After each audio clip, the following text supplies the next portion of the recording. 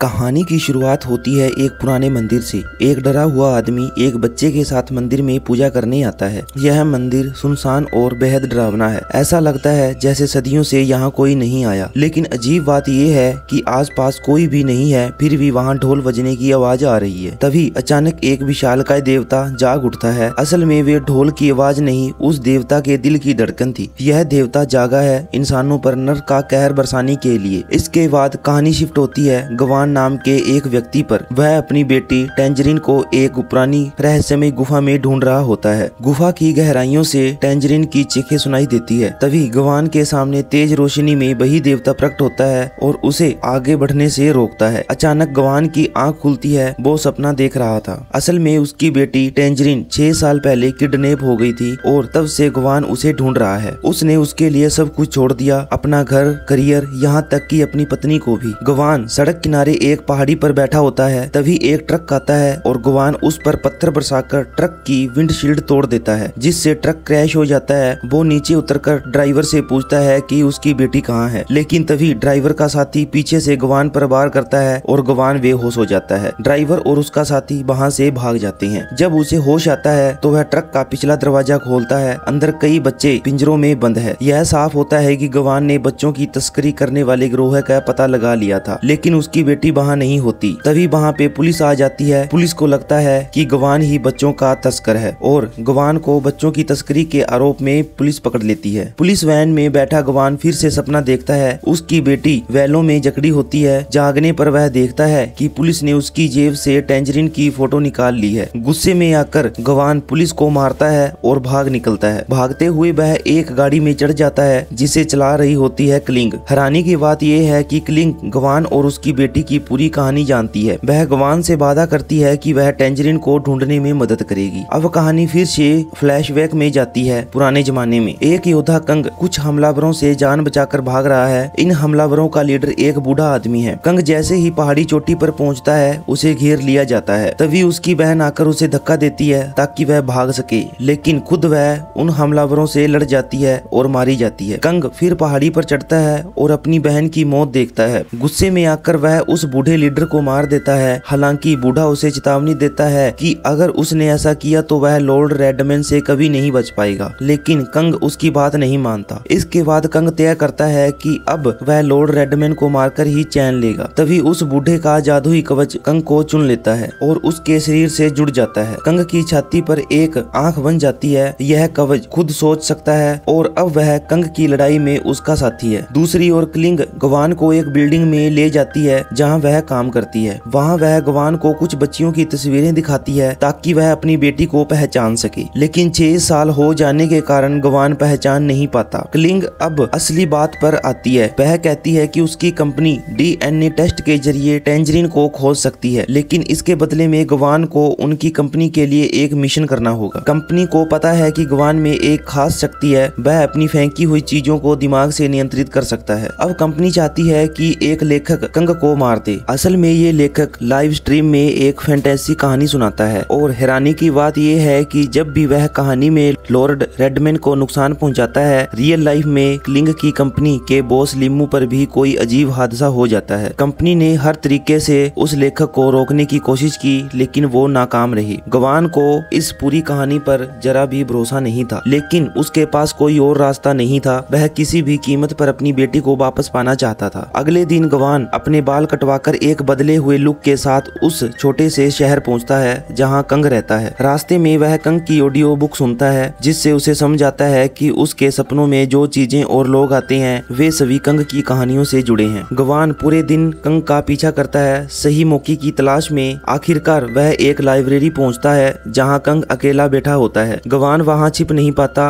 और कंग उससे पूछ लेता है, तुम मेरा पीछा क्यों कर रहे हो? गवान बहाना बनाता है कि वह उसकी नॉवेल्स का बहुत बड़ा फैन है। कंग यह सुनकर बहुत खुश हो जाता है और उसे ढेर सारे सवाल पूछता है। तभी क्लिंग का फोन आता है और वह गवान को एक तरफ ले जाकर कहती है, बिना वक्त गवाए राइटर को मार डालो। लेकिन गवान उसकी बात नहीं मानता और कंग का पीछा करता रहता है। दोनों फिर बात करने लगते हैं, लेकिन तभी क्लिंग की कंपनी एक गाड़ी उन पर चढ़ने की कोशिश करती है। गवान भाग निकलता है, लेकिन अपनी डायरी पीछे छोड़ देता है जिसमें वह अपने सपनों के बारे में लिखता था। कंग को वह डायरी मिल जाती है और पढ़ते ही उसे अपनी कहानी को नया मोड़ देने का आइडिया आता है। अब कहानी दोबारा सपनों की दुनिया में लौटती है। कंग एक शहर में है जहाँ कोई भव्य त्योहार चल रहा है। वहाँ लॉर्ड रेडमैन की एक विशाल मूर्ति लगी है जिसकी लोग पूजा कर रहे हैं। कंग हैरान होता है इतने अंधे विश्वास को देखकर। तभी वह मूर्ति पास के एक गांव की ओर इशारा करती है और लोग हथियार लेकर उस ओर दौड़ पड़ते हैं। कवच कंग को बताता है कि लॉर्ड रेडमैन ने पहले भी कई गांव तबाह किए हैं। वह अपने भक्तों को खुद ही युद्ध के लिए उकसाता है। गांव वाले खुद को बचाने की कोशिश करते हैं, लेकिन तभी 3 ड्रैगन आसमान से आग उगलते हैं और लावा बरसता है। सैनिक भी जलते हुए तीर चलाते हैं और गांव जलकर राख हो जाता है। अगली सुबह लाल कपड़े पहने लॉर्ड रेडमैन के पुजारी आते हैं और गांव पर कब्जा कर लेते हैं। अब कहानी वापस वर्तमान में आती है। गवान एक होटल के कमरे में उठता है। सामने क्लिंग बैठी होती है। वह पूछती है अपना मिशन अधूरा छोड़ने की सजा क्या होनी चाहिए। कुछ देर बाद कंग होटल के बाहर आता है और गवान की डायरी लुटाता है। वह गवान को धन्यवाद देता है, तुमने मेरी कहानी को दिशा दी। इसके बाद गवान कंग को वो के बहाने अकेली जगह ले जाता है। बातचीत के दौरान कंग बताता है कि उसने अपनी कहानी में एक लड़की देखी जो अपने मरे हुए भाई को बचाने की कोशिश कर रही थी। वो लड़की कोई और नहीं गवान की बेटी टेंजरीन थी। कंग और टेंजरीन ने मिलकर उसके भाई को दफनाया। टेंजरीन ने उन्हें बताया कि लाल कपड़ों वाले सिपाहियों ने उसके भाई को मारा और वे सूरज उगने के बाद घर से निकलने वाले हर इंसान को मार देते हैं। इस सपने में टेंजरीन ने एक धुन बांसुरी में बजाई थी। वह धुन कंग को असल दुनिया में गवान के साथ सुनाई दी, लेकिन जैसे ही यह धुन सुनाई दी एक लाल सिपाही उनका पीछा करने लगा, क्योंकि अब रात हो चुकी थी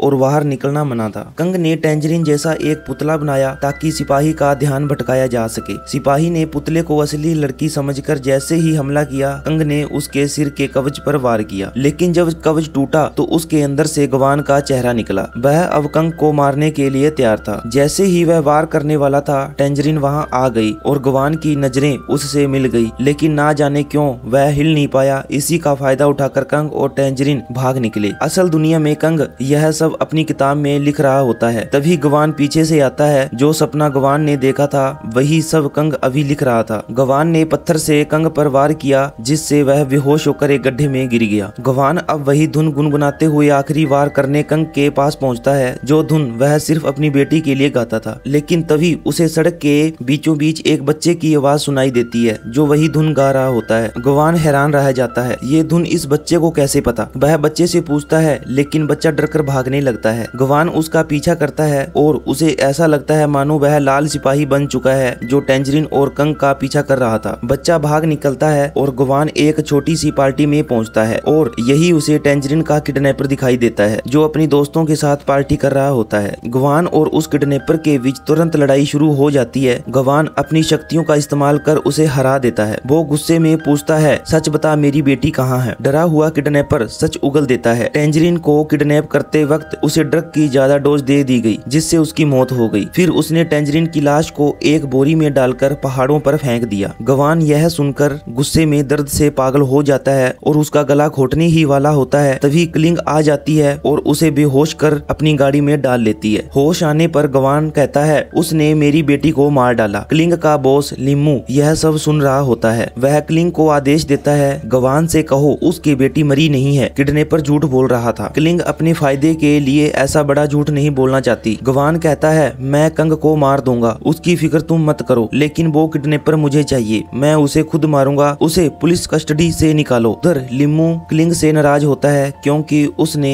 उसका झूठ गवान से नहीं कहा। अब फिर कहानी जाती है उस कल्पना लोक की तरफ। कंग और टेंजरीन शहर में आ चुके हैं और अब वे उस सिपाही से बच निकले हैं। वे देखते हैं कि इस युद्ध की वजह से कई मासूम लोग मारे गए हैं। टेंजरीन अपने घर पहुंचती है, लेकिन वहां उसे पता चलता है कि उसके परिवार वाले भी कर्फ्यू के दौरान बाहर निकलने के कारण मारे जा चुके हैं। तभी लॉर्ड रेडमैन के कुछ अनुयायी वहां आ जाते हैं और दोनों को मारने की कोशिश करते हैं। कंग टेंजरीन को बचाने के लिए आगे कूद पड़ता है। यह बात उसके कवच को हैरान करती है। वह अब ये हीरो बन रहा है। असल दुनिया में गवान कंग से एक बिल्डिंग की छत पर मिलता है, बिना ये जाने कि जिस व्यक्ति ने पहले उस पर हमला किया था वह यही गवान था। गवान को अब समझ आ जाता है कि कंग ने उसे अपनी नोवेल में लाल सिपाही के रूप में लिखा है और इसलिए जो चोट सिपाही को लगी थी वही असल में गवान के सिर पर भी लगी है। गवान कंग की नोटबुक पढ़ता है और उसे पता चलता है कि जो भी अजीब चीजें उसे दिखाई देती है वे सब पहले से कंग की कहानी में लिखी हुई हैं। और सबसे चुकाने वाली बात, टेंजरीन इस नोवेल में एक जिंदा किरदार है। यह साफ हो जाता है कि कंग ने अनजाने में एक पैरेलल यूनिवर्स बना दिया है और वो जो भी लिखता है उसका असर असली दुनिया पर भी होता है। कंग उसे बताता है कि आखिरी चैप्टर में उसे और टेंजरिन को ढेर सारे रेडमैन सिपाहियों ने घेर लिया था। गवान अब सुझाव देता है जो भी हो हमें लड़ाई जीतनी ही है। अब कहानी दोबारा उस फैंटेसी दुनिया में जाती है। रेडमैन के सिपाही कंग को घेर चुके हैं। तभी कंग का कवच उसके शरीर से अलग होकर एक जिंदा जीव में बदल जाता है जो अपनी मर्जी से कोई भी हथियार बना सकता है। कवच दुश्मनों को चीरता हुआ आगे बढ़ता है। कंग को जल्दी ही समझ आ जाता है कि यह कवच उसकी आज्ञा मानता है क्योंकि इसके अंदर कंग का खून है। वह सीधा कवच की छाती पर वार करता है और कहता है मैं तुम्हारा मालिक हूँ, मेरे हिसाब से चलो। वहीं असल दुनिया में गवान क्लिंग को फोन कर कहता है कि अब वो कंग को मारेगा नहीं, अब वो उसे बचाएगा और कहता है अगर हिम्मत है तो मुझे रोक कर दिखाओ। वह अब कंग की मदद इसलिए करना चाहता है क्योंकि वो चाहता है कि कंग की कहानी में टेंजरिन बच जाए। कुछ समय बाद कंग बताता है कि लिमू और उसके पिता एक समय बिजनेस पार्टनर थे, लेकिन एक दिन उसके पिता की एक्सीडेंट में मौत हो गई। क्लिंग यह सब छुपकर सुन रही होती है और उसे यकीन हो जाता है लिमू ने ही कंग के पिता को मरवाया था और अब सच्चाई छुपाने के लिए कंग को भी मारना चाहता है। गुस्से में क्लिंग लिमू को कॉल करती है मुझे सब सच सच बताओ, लेकिन लिमू फोन काट देता है। कुछ देर बाद जब क्लिंग अपनी गाड़ी की तरफ लौट रही होती है तो लिमू का एक आदमी उसे बिजली का झटका देकर अगवा कर लेता है। अब गवान और कंग लाइब्रेरी पहुंचते हैं। कंग को अपनी नोवेल का आखिरी चैप्टर लिखना है। गवान पूरी तरह तैयार है, अगर कोई रुकावट आई तो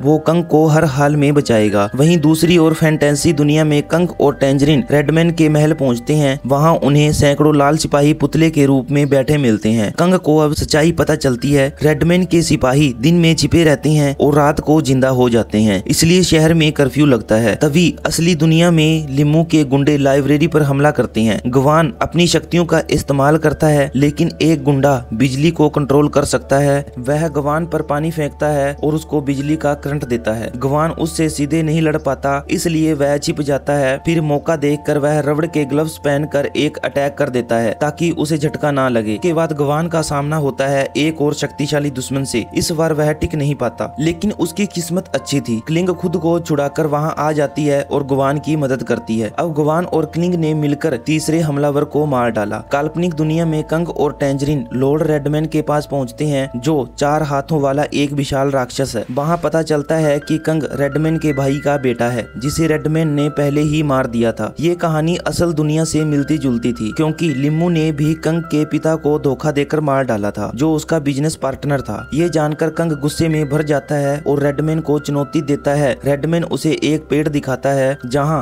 कंग के पिता को दफनाया गया था। लड़ाई शुरू होती है और कंग का जादुई कवच एक जीव का रूप लेकर उसकी मदद करता है, लेकिन फिर भी वे रेडमैन का कुछ नहीं बिगाड़ पाते। जैसे ही रेडमैन कंग को मारने वाला होता है, टेंजरिन अपनी बांसुरी पर एक विशेष धुन बजाती है जो उसके पिता ने सिखाई थी, पर इससे रेडमैन और भड़क जाता है और टेंजरिन को पकड़कर अपने पेट के अंदर कैद कर लेता है। असल दुनिया में एक तीसरे गुंडे ने लाइब्रेरी में कंग को चाकू मार दिया था। गवान और क्लिंग उसे ढूंढकर हॉस्पिटल ले जाते हैं। गवान कंग की लिखी कहानी पढ़ता है और सोचता है कि इसे कैसे पूरा किया जाए। तभी लिमू आता है और बताता है कि उसका प्लान था कि कंग और गवान दोनों मारे जाएं, जिससे लगे कि दोनों ने एक दूसरे को मार डाला। कंग की कहानी में टेंजरिन का नाम देखकर पुलिस यही मानेगी कि गवान को शक हुआ होगा कि कंग ने उसकी बेटी को अगवा किया और फिर उसने उसे मार डाला। लिमू अब कंग का कंप्यूटर चाहता है, लेकिन गवान उसे देने से मना कर देता है क्योंकि अब वह इस कहानी को खत्म करेगा। काल्पनिक दुनिया में जब रेडमैन कंग को मारने वाला होता है, तभी एक लाल सिपाही मशीन गन लेकर आता है। वह और कोई नहीं गवान होता है। वह रेडमैन पर हमला करता है और इससे कंग को मौका मिलता है। वह रेडमैन के माथे पर टंगे एक हथियार को खींचने लगता है जिसे वह उसकी कमजोरी मानता है। गवान भी उसकी मदद करता है और दोनों मिलकर वह हथियार खींचते हैं, जिससे रेडमैन का शरीर फट जाता है और वह मर जाता है। रेडमैन के मरते ही टेंजरिन भी उसके पेट से बाहर आ जाती है। बाप बेटी की मुलाकात आखिरकार हो जाती है। असल दुनिया में क्लिंग पढ़ रही होती है कि गवान ने उपन्यास को कैसे खत्म किया। जैसे ही वह रेडमैन की मौत तक पहुंचती है, लिमू की भी असलियत में मौत हो जाती है और आखिर में गवान को फिर से वही धुन सुनाई देती है। वह हॉस्पिटल के बाहर भाग कर आता है और वहाँ उसे वही लड़का दिखता है जिसे वह पहले भी देख चुका था, लेकिन इस बार उसके साथ एक लड़की भी होती है जो कोई और नहीं बल्कि उसकी बेटी टेंजरिन होती है। और यहीं पर ही इस कहानी का दी एंड हो जाता है। Thanks for watching.